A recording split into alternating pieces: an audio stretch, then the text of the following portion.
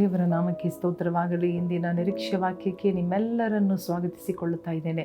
ಇಂದಿನ ವಾಕ್ಯವನ್ನು ನಾವು ಓದಿಕೊಳ್ಳೋಣ. ಲೂಕನು ಬರೆದ ಸುವಾರ್ತೆ 10ನೇ ಅಧ್ಯಾಯ 19ನೇ ವಾಕ್ಯ. Luke chapter 10 verse 19. ನೋಡಿರಿ, ಹಾವುಗಳನ್ನು, ಚೇಳುಗಳನ್ನು, ವೈರಿಯ ಸಮಸ್ತ ಬಲವನ್ನು ತುಳಿಯುವುದಕ್ಕೆ ನಿಮಗೆ ಅಧಿಕಾರ ಕೊಟ್ಟಿದ್ದೇನೆ. ಯಾವುದು ನಿಮಗೆ ಕೇಡು ಮಾಡುವುದೇ ಇಲ್ಲ. ನೋಡಿರಿ, ಇಲ್ಲಿ ನಾವು ನೋಡುವಂತಹ ಕಾರ್ಯ ಏನು? ನಮಗೆ ದೇವರು ಕೊಟ್ಟಿರುವ ಅಧಿಕಾರವನ್ನು ದೇವರು ಹೇಳುತ್ತಾ ಇದ್ದಾರೆ. ಅವತ್ತು ಶಿಷ್ಯರನ್ನು ನೋಡಿ ಅವರು ಹೇಳುತ್ತಾ ಇದ್ದಾರೆ, ನೋಡಿ, ಅಲ್ಲಿ ಇರುವ ಆತನು ಆರಿಸಿಕೊಂಡ ಅಥವಾ ಆತನನ್ನು ಹಿಂಬಾಲಿಸುತ್ತಾ ಇದ್ದ 70 ಮಂದಿ ಆತನ ಬಳಿಗೆ ಬಂದು ಸಂತೋಷವಾದ ಸುದ್ದಿಗಳನ್ನು ಹೇಳುತ್ತಾ ಇರುವಾಗ ದೆವ್ವಗಳು ನಮಗೆ ಅಧೀನವಾಯಿತು ಎಂಬುದಾಗಿ ಹೇಳುತ್ತಾ ಇದ್ದಾರೆ. ಆಗ ಯೇಸು ಸ್ವಾಮಿ ಅವರನ್ನು ನೋಡಿ ಹೇಳಿದರು, ನಿಮಗೆ ನಾನು ಅಧಿಕಾರವನ್ನು ಕೊಟ್ಟಿದ್ದೇನೆ. ಹಾವುಗಳನ್ನು, ಚೇಳುಗಳನ್ನು, ಸೈತಾನನ ಸಮಸ್ತ ಬಲವನ್ನು ಹಲ್ಲೆಲೂಯಾ ತುಳಿಯುವುದಕ್ಕೆ ಹಲ್ಲೆಲೂಯಾ ನಿಮಗೆ ಅಧಿಕಾರ ಕೊಟ್ಟಿದ್ದೇನೆ. ಯಾವುದು ನಿಮಗೆ ಕೇಡು ಮಾಡುವುದಿಲ್ಲ. No harm.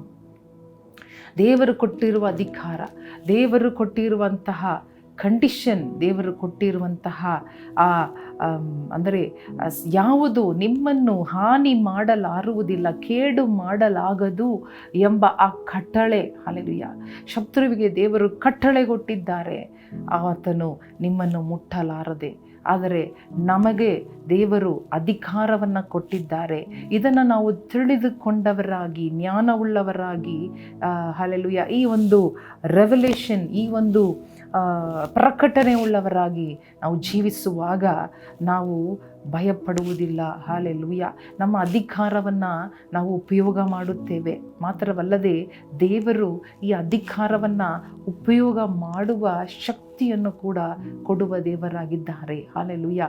ಅನೇಕ ಸಾರಿ ನಮ್ಮ ಜೀವನದಲ್ಲಿ ನಾವು ನೋಡುವಾಗ, ಕಷ್ಟಗಳು ಬಂದಾಗ, ನಾವು ಅನೇಕ ಸಾರಿ ಸೋತು ಹೋಗುವ ಸಂದರ್ಭಗಳು ಬರುವಾಗ, ಈ ವಂಡರ್ ವೈ ಲಾರ್ಡ್, ಈ ರೀತಿಯಾದ ಸೈತಾನನು, ವೈರಿಗಳು ನಮಗೆ ವಿರೋಧವಾಗಿ ಬರುವಾಗ, ನಮ್ಮ ವಿರೋಧವಾಗಿ ಕಾರ್ಯಗಳು ನಡೆಯುವಾಗ, when we sense that something evil is happening or hallelujah ಈ ಡೆವಿಲ್, ಈ ಸೈತಾನನ ಕಾರ್ಯಗಳು ನಡೆಯುತ್ತಾ ಇದೆ ಎಂಬ ಆ ಗೊಂದಲ, ಆ ಗಲಿಬಿಲಿಯ ಸಂದೇಹ ಬರುವಾಗ ದೇವರು ಸಡನ್ನಾಗಿ ಇಮ್ಮಿಡಿಯೇಟ್ಲಿ ಪರಿಶುದ್ಧಾತ್ಮನು ನಮಗೆ ಜ್ಞಾಪಕಪಡಿಸುವ ಕಾರ್ಯ, ನಿಮಗೆ ನಾನು ಅಧಿಕಾರವನ್ನು ಕೊಟ್ಟಿದ್ದೇನೆ.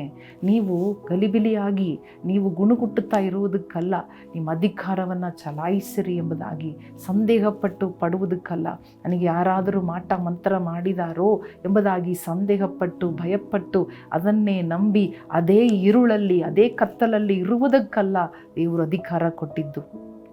ಅಧಿಕಾರವನ್ನು ನಾವು ಉಪಯೋಗ ಮಾಡುವಾಗ ಹಲ್ಲೆಲೂಯಾ ಜಯ ನಿಮ್ಮದಾಗಿರುತ್ತದೆ. ಹಲ್ಲೆಲೂಯಾ.